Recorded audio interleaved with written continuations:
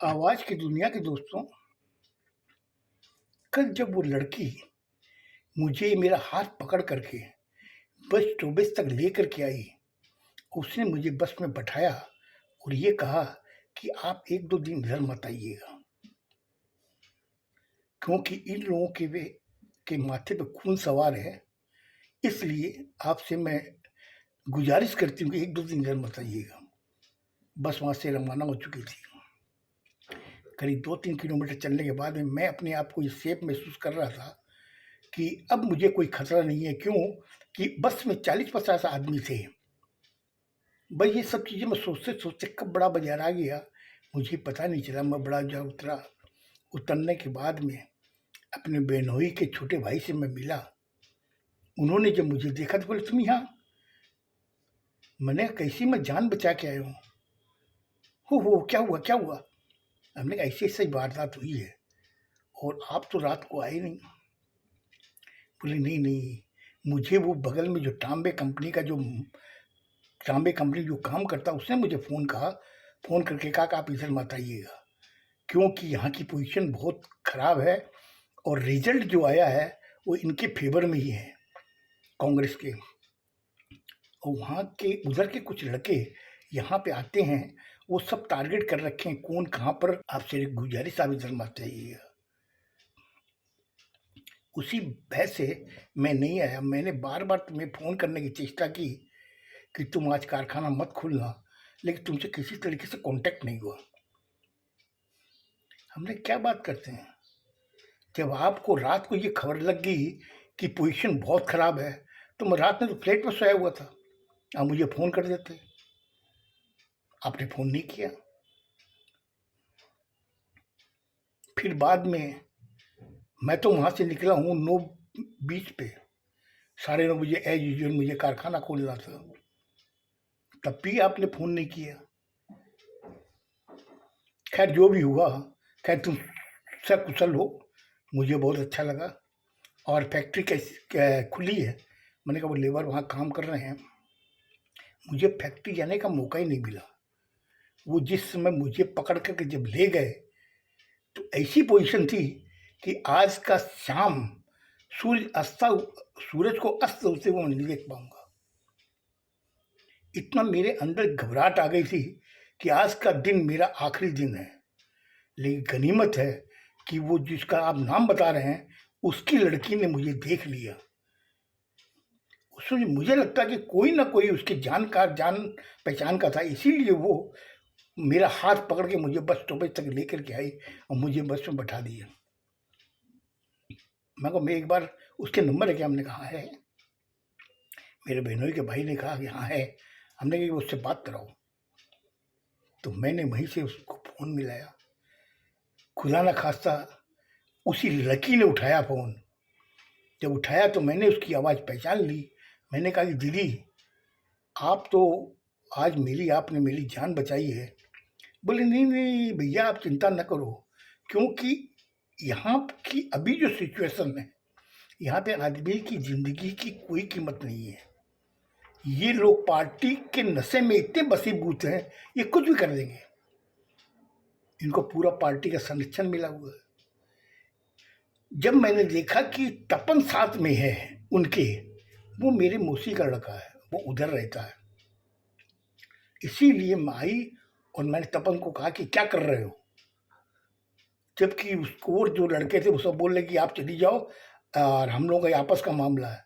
मैं समझ गई कि आपको ये मर्डर करना चाहते हैं, इनकाउंटर करेंगे। इन द मेन टाइम मैंने आपका हाथ पकड़ा और उनकी आँखों में जो देखा खून, हाथ पकड़ के सीधा आपको बस स्टॉपेज तक ले आई और मैंने आपको बस में बिठाया। अब एक काम कीजिएगा, आप 1-2 दिन मत आइएगा। जब यहाँ का मामला नॉर्मल हो जाएगा, उसके बाद में आप मुझे फ़ोन कीजिएगा, मैं आपको बता दूँगी, आप आ जाना।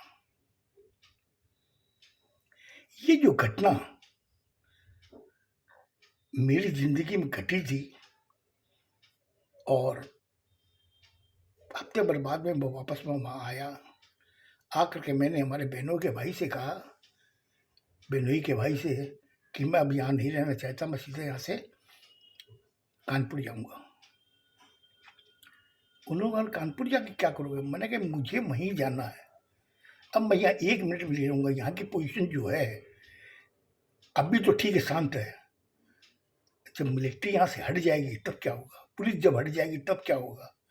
इससे बेटर है मुझे निकल जाने दो। तब उन्होंने कहा कि ठीक है, अगर इसी बात है तो तुम चले जाओ और मैं भी 1-2 दिन में मैं भी निकलूँगा यहाँ से। महीना 15 दिन राजस्थान में गुजार करके वापस आऊँगा। अभी तुम भी निकल जाओ, मैं भी निकल जाऊँ। मैं वहाँ से जैसे भी अपने पितर पितेश्री का नाम लेकर के, गणेश भगवान का नाम लेकर के ट्रेन की टिकट बनाई, वो भी रिजर्व नहीं थी, अनरिजर्व बोगी में मैं चढ़ा और कैसे मैं कानपुर पहुंचा। पहुंचने के बाद मैंने अपनी माँ को बताया कि ये सिचुएशन थी वहाँ पर। तो उस समय हमारी मामा के लड़के वगैरह बोले यार कैसे तुम बच के आ गए? मैंने कहा बस पूछ मत, आप हमारे जो बुजुर्ग हैं ना उन्होंने मेरी रक्षा की है। और सबसे बड़ी रक्षा की वहाँ की एक लड़की थी जो मेरे लिए दुर्गा बन के आई थी। अगर उस समय वो ना आवे मैं बचने वाला नहीं था।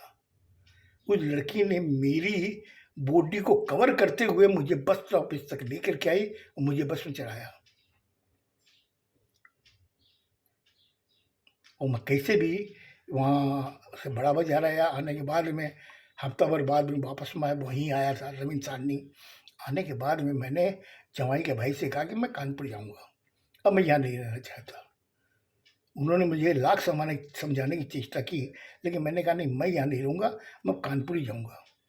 तब उन्होंने कहा कि ठीक है, अगर ऐसी बात है तुम भी निकल जाओ, मैं भी निकलता हूँ। 10-15 दिन बाद में मैं वापस यहाँ आऊँगा।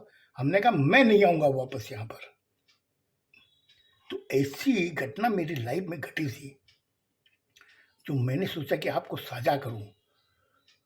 कि उस समय का जो दौर ऐसा था कि अच्छा, जब वो लोग वहाँ आते थे कारखाने में, वो जो लड़के सीपीएम के जो सपोर्टर थे वो कहते थे देख रहे हो ये गोली जो है ना, ये तुम जहाँ रहते हो कानपुर वहाँ की बनी हुई है, गंसल फैक्ट्री की। जो गोली पे लिखा हुआ है कानपुर गंसल फैक्ट्री, वो मुझे दिखाते थे। और गोली इतनी बड़ी थी जो देसी रिवॉल्वर से चलाई जाती थी।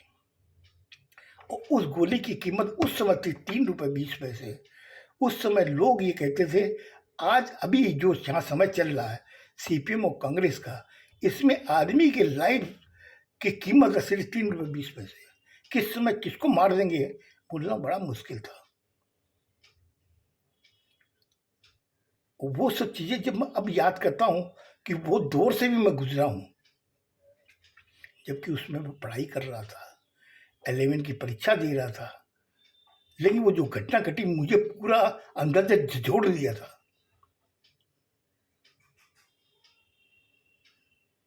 इसीलिए मैं बताता हूँ कि अगर लाइफ में ऐसी कोई भी घटना घटती है, उस चीज़ को आप एक सबक लो। मुझे वहाँ पे एक सबक मिला था ये कि अच्छे आदमी से दोस्ती करो या बैर भी करो, मगर गलत आदमी के साथ न तो दोस्ती अच्छी है न उसका बैर अच्छा है। आपको ये मेरी घटना कैसी लगी मुझे ज़रूर बताइएगा। लेकिन आप लोग कमेंट्स नहीं कर रहे हो, मैं वाकई बहुत परेशान हूँ इस कमेंट्स को लेकर के। आप कमेंट्स करो, तब उससे क्या होगा, मेरी हिम्मत बढ़ेगी। मैंने आपसे पहले भी कहा था, मेरा हम्बल रिक्वेस्ट है, अभी मैं कह रहा हूँ, मेरा हम्बल रिक्वेस्ट है, आप लोग कमेंट्स जरूर कीजिए। खुश रहो, स्वस्थ रहो, धन्यवाद।